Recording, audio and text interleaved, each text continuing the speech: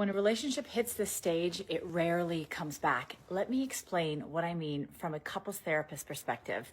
There's a point in some relationships where the partner who has always been the emotional seeker, the one who reaches, initiates, brings things up, becomes what we call in therapy a burned out pursuer.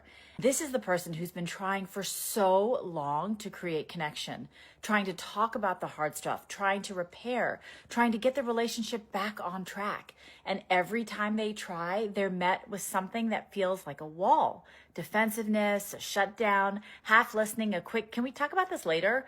Or a subtle, you're kind of making a big deal out of nothing. But they push forward anyway. They explain, they clarify, they try a different tone, a different angle. They try not to nag. They research communication tips. They send their partner videos. They suggest therapy or tools. They suggest anything that would make their relationship safer. And over time, that emotional load gets heavier and heavier. And then one day, it's like a switch flips. They're not crying anymore about it.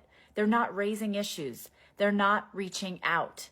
They're not even angry. They're numb. And numb is the stage everyone should be worried about, because a burned out pursuer doesn't stop because they don't care. They stop because they've cared alone for way too long. Once someone disconnects at that level, once their nervous system shuts down for self-protection, the relationship is suddenly on very thin ice. And we see that a lot in couples therapy. And here's what most people misunderstand. When their partner is still coming to you with concerns, when they're emotional, they're frustrated, asking for change, that is not being dramatic. That is not starting something. That is not nagging. That is someone saying, I still believe this can get better. I want us to keep trying. So if your partner is reaching out, even if it's messy or emotional or annoying, that means the door is still open. Lean in, listen instead of defending, get curious instead of shutting down, let it count.